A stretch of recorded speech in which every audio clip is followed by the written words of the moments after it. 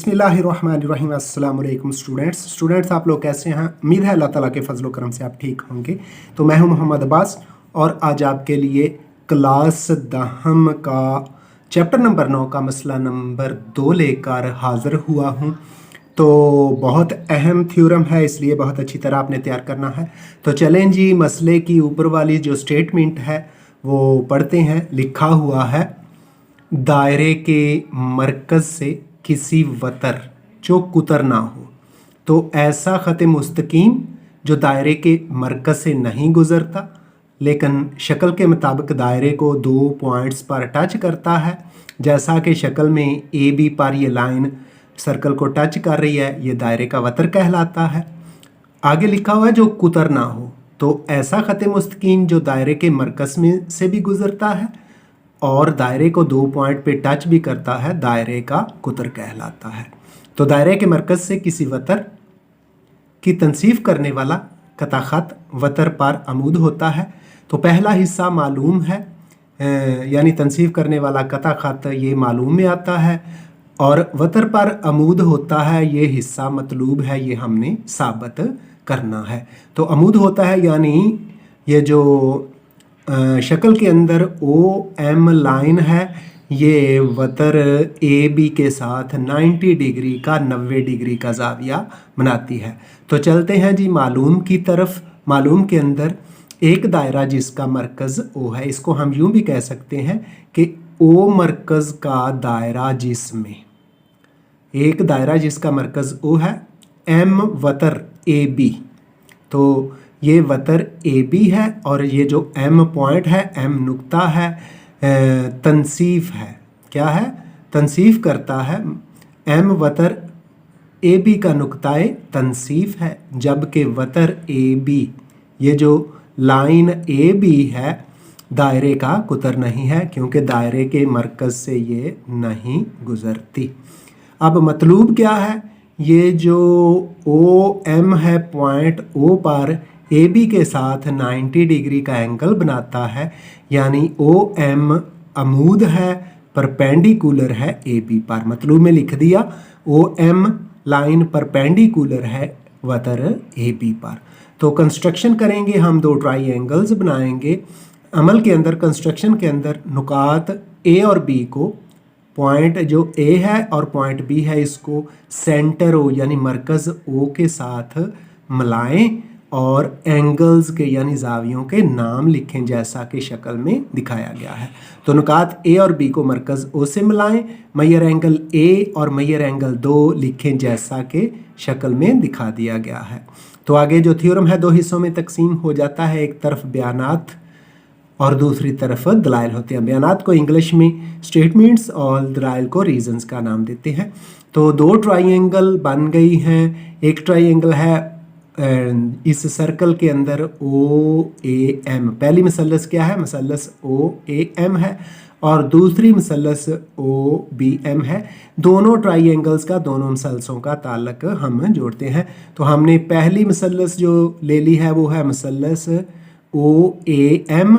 इसका ताल्लुक है मसलस, ये अलामत जो है ना डेल्टा, ये मसलस की अलामत है ओ बी एम के साथ। इसके अंदर पहली चीज़ स्टूडेंट्स जो सिमिलर है, इक्वल है, वो है जी ओ ए, इक्वल है, मसावी है ओ बी के। ओ ए जो है ओ से लेके दायरे पर, पॉइंट ए जो है दायरे पर है, ये दायरे का अरदास है। ओ बी भी दायरे का अरदास है क्योंकि ओ सेंटर है और बी पॉइंट दायरे के ऊपर मौजूद है, इसलिए ओ ए भी दायरे का अरदास है और ओ बी भी दायरे का अरदास है और दायरा एक ही है, इसलिए मैयर ओ ए बराबर है मैयर ओ बी के। और दलाइल के अंदर हम कहेंगे एक ही दायरा के अरदास। दूसरी चीज़ जो स्टूडेंट्स बराबर है जी वो है ए एम बराबर है बी एम के, यानी मैयर ए एम बराबर है Maihar M Maihar B M के।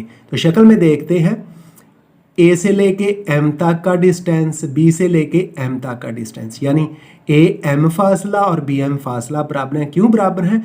क्योंकि ये जो लाइन ओ एम है ना, वतर ए बी को बाइसेक्ट करता है, नुक्ता एम पर वतर ए बी की तनसीफ करता है। तनसीफ का मतलब आधा आधा करता है। इसलिए ए एम बराबर है बी एम के, ये हमें मालूम है। ऊपर मालूम में लिखा हुआ था एम वतर ए बी का नुक्ता तनसीफ है, यानी नुक्ता एम पर वतर ए बी को दो बराबर हिस्सों में तकसीम कर दिया गया है। तीसरी चीज़ है जी ओ एम बराबर है ओ एम के। ओ एम ये जो सीधी लाइन है ए बी पर, जिसको हमने साबित करना है, अमूद है ए बी पर, ये दो एंगल मैयर एंगल 1 और मैयर एंगल 2 बना रही है। तो चूंकि ये लाइन दोनों ट्राई एंगल्स के लिए मुश्तरक है, इसलिए दोनों ट्राई एंगल्स के लिए ये बराबर है ओ एम, बराबर है ओ एम के। ये मुश्तरक कह लें या मुश्तरक ज़िला का नाम दे लें। तो पहली ट्राई एंगल जो ओ ए एम है बच्चों, दूसरी ट्राई एंगल जो ओ बी एम है। पहली ट्राई एंगल की 1 2 तीनों साइड्स दूसरी ट्राई एंगल की 1 2 तीनों साइड्स के इक्वल हो गई हैं, इसलिए हम कहेंगे triangle O A M मुतमासिल हो गई है triangle O B M के। तो स्टूडेंट्स हमने लिख दिया, इसलिए triangle O A M मुतमासिल है triangle O B M के। उधर क्या लिखेंगे, S S S congruent to S S S mean ज़िला ज़िला ज़िला मुतमासिल है ज़िला ज़िला ज़िला के। तो इस तरह दोनों ट्राई एंगल्स कंकरेंट हो गई हैं, मुतमासिल हो गई हैं। अब जो चीज़ हमारी ज़रूरत है वो भी हम साबित करते हैं जी। तो स्टूडेंट्स चूँकि दोनों ट्राई एंगल्स कंकरेंट हो गई हैं, मुतमासिल हो गई हैं, इसलिए इन ट्राई एंगल से मैयर एंगल 1 बराबर है मैयर एंगल 2 के। इसको हमने मसावात नंबर 1 का नाम दे दिया। ये क्यों बराबर है, इस हम लिखेंगे कि ये जो कोरेस्पोंडिंग क्या लिखेंगे, मुतमासिल मसलसों के मुतनाज़रा ज़ाविये क्या लिखेंगे इसके सामने, मैयर एंगल 1 बराबर है मैयर एंगल 2। इधर कोई अगर इबारत देंगे तो लिखेंगे मुतमासिल मसलसों के मुतनाज़रा ज़ाविये। इसके बाद आगे है जी मैयर एंगल 1 जमा मैयर एंगल 2 बराबर है Maihar angle A M B बराबर है 180 डिग्री। तो शक्ल को देखें तो हमारे पास जी शक्ल के मुताबिक ये जो एंगल ए एम बी है एक स्ट्रेट लाइन पे सीधी लाइन पे बनता है। तो सीधी लाइन पे एक एंगल बने, 2 बने, दोनों को ऐड करें तो वो 180 डिग्री 180 डिग्री होता है। Maihar angle 1 plus Maihar angle 2 180 degree हो गया, क्योंकि ये सीधी लाइन ए एम बी पर बनता है। इसलिए हम उधर लिखेंगे कि ये सप्लीमेंट्री ज़ावियों का मौजूआ है। क्या है उधर, क्या लिखेंगे, सप्लीमेंट्री ज़ावियों का मौजूआ। तो लिखा हुआ है इधर जी मैयर एंगल 1 जमा मैयर एंगल 2 बराबर है Maihar angle A M B बराबर है 180 डिग्री 180 डिग्री मुतसिला सप्लीमेंट्री ज़ाविये। तो फिर इक्वेशन 1 और 2 से गौर करें। मैयर एंगल 1 इक्वल है मैयर एंगल 2 के।